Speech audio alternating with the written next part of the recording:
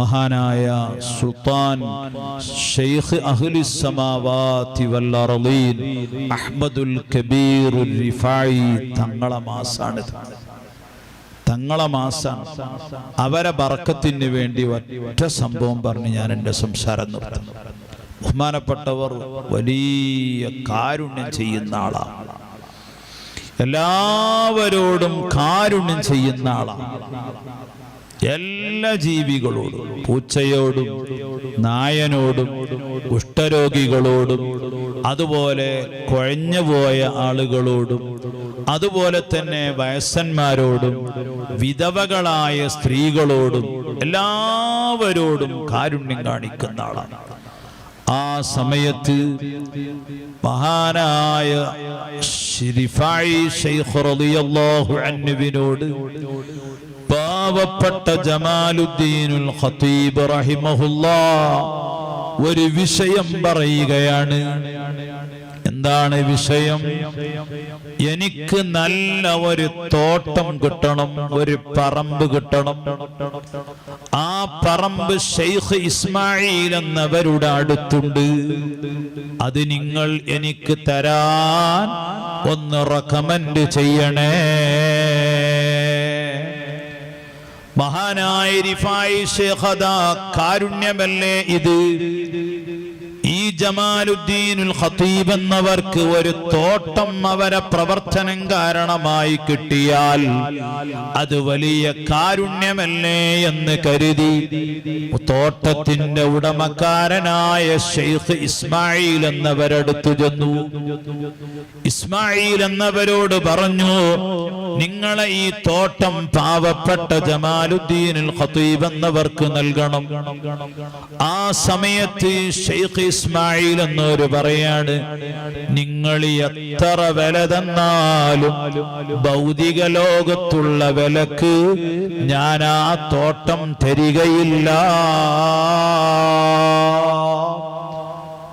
ദുന്യാവിലുള്ള ഒരു വിലക്കും തരൂല. കാരണം ദുന്യാവ് മാ ഇൻദകും യൻഫദു വമാ ഇൻദല്ലാഹി ബാഖ്. നിങ്ങളടുക്കലുള്ളത് മുഴുവനും നശിക്കും, അല്ലാഹുവിന്റെ അടുക്കലുള്ളത് ഒരിക്കലും നശിക്കാതെ ശേഷിക്കുന്നതാണ്.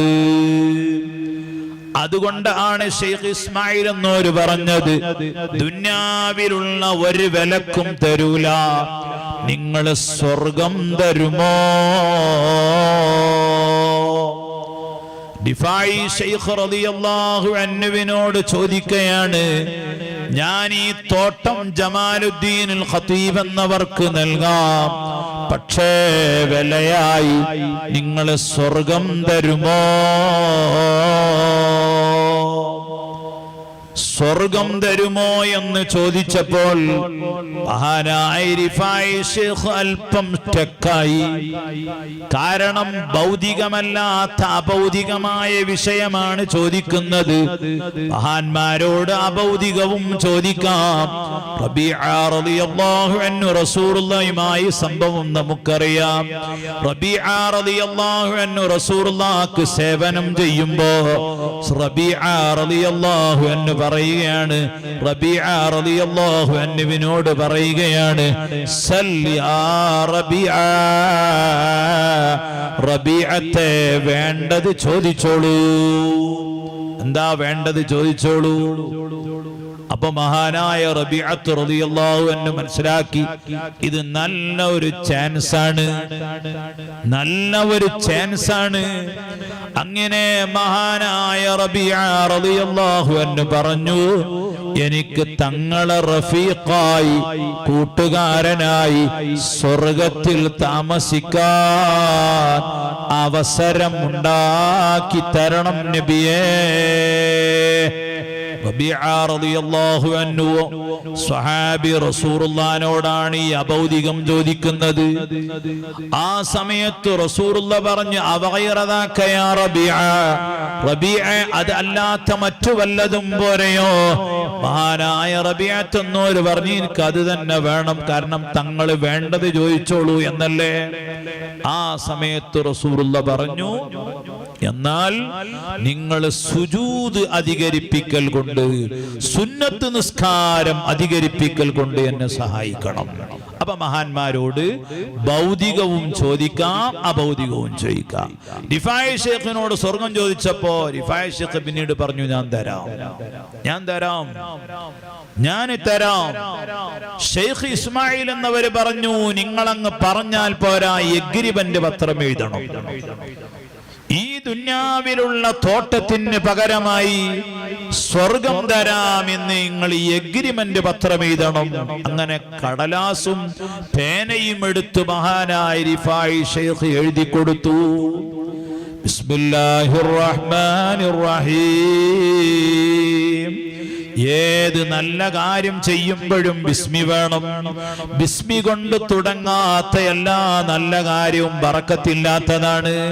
അങ്ങനെ ബിസ്മി കൊണ്ട് തുടങ്ങിയിട്ട് പറഞ്ഞു, ഷെയ്ഖ് ഇസ്മായിൽ എന്നവരിൽ നിന്ന് ഈ തോട്ടം അതാ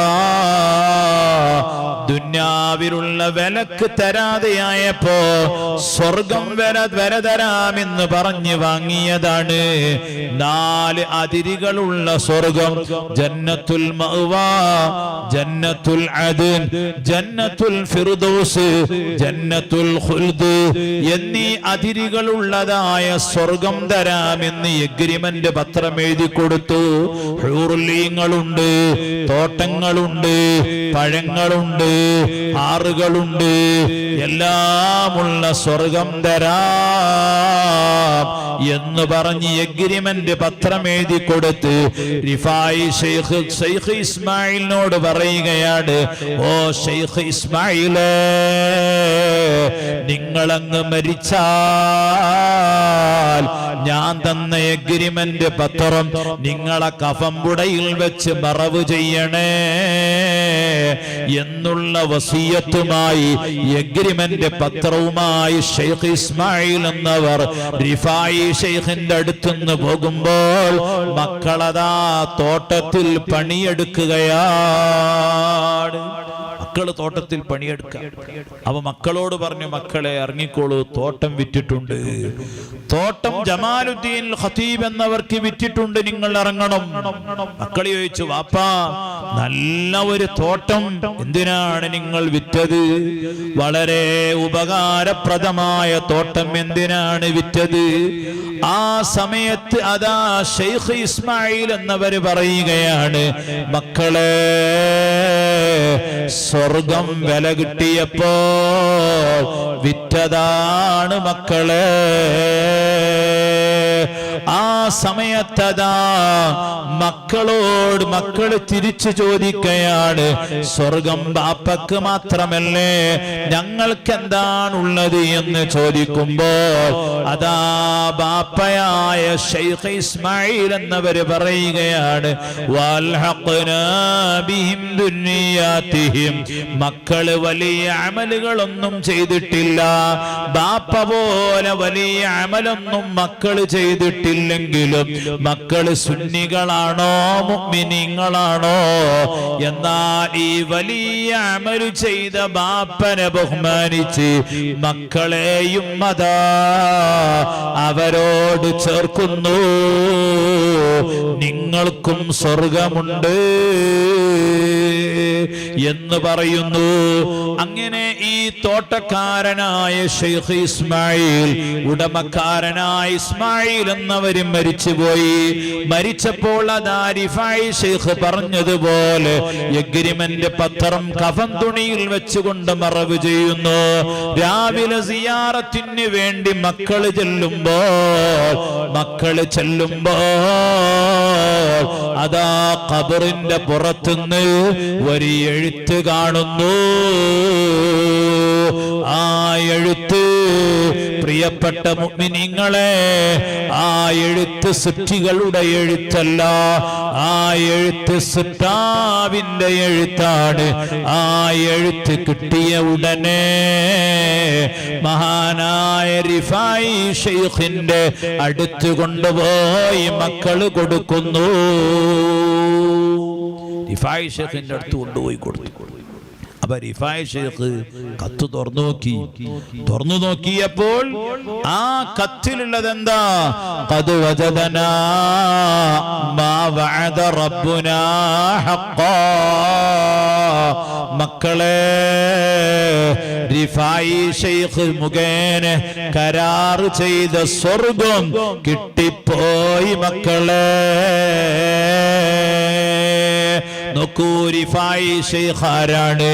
വലിയ ജീവകാരുണ്യ പ്രവർത്തനം നടത്തുന്നു. അതോടുകൂടെ ദുനിയാവിലുള്ള തോട്ടം വാങ്ങിയിട്ട് സ്വർഗം കൊടുക്കുന്നു. അതാണ് റിഫായി മാലയിൽ കാണാം. നമ്മുടെ എല്ലാവരുടെ വീട്ടിലും 2 ഗ്രന്ഥമുണ്ടല്ലോ. ഒന്ന് ഖുർആനാണ്, മറ്റൊന്ന് അമ്പിയാക്കൾ, ഔലിയാക്കൾ, റസൂലുള്ള അടക്കമുള്ള എല്ലാ മഹാന്മാരുടെയും മദ്ഹികൾ പറയുന്ന ഒരു മൗലിദി കിതാബാണ്. ആ മൗലിദി കിതാബിൽ റിഫായി മാല കാണാം. ആ റിഫായി മാലയിൽ കാണാം ഇസ്മാഈലെന്നോരിൽ ചോദിച്ചോരു തോപ്പ് അയവിലക്ക് താരുമോന്ന് കേട്ടോവർ ദുന്യാവിലുള്ള മുതലെന്നിൽ വേണ്ടാന്ന് ദുഷ്കമായി 4 സ്വർഗം കൊടുത്തോവർ മഅ്വാഅദിനും ഫിർദൗസ് ഖുൽദിനും മറുഖത്തവർക്കന്ന് ഖുദ്റത്താൽ വന്നോവർ മനീജം ഖത്ത് ഖബറിൻ ദൂരത്തിന്ന് മക്കളെടുത്ത് വാലി കയ്യിൽ കൊടുത്തോവർ. ഇങ്ങനത്തെ വലിയ കറാമത്തുകൾ കാണിച്ച വലിയ മഹാനാണ് ഈ മാസത്തിൽ നാം സ്മരിക്കുന്ന ശൈഖ് സുൽത്താനുൽ ആരിഫീൻ, ശൈഖ് അഹ്ലിസ് സമാവാതി വൽ അർളീൻ, അഹ്മദുൽ കബീർ റിഫായി ഖദ്ദസല്ലാഹു സിർറഹുൽ അസീസ്. അവരുടെ ബറക്കത്ത് കൊണ്ട് അല്ലാഹു തആല നമ്മെ ഖബൂലാക്കുമാറാവട്ടെ എന്ന് മാത്രം ദുആ ചെയ്ത് ഞാൻ എൻ്റെ സംസാരം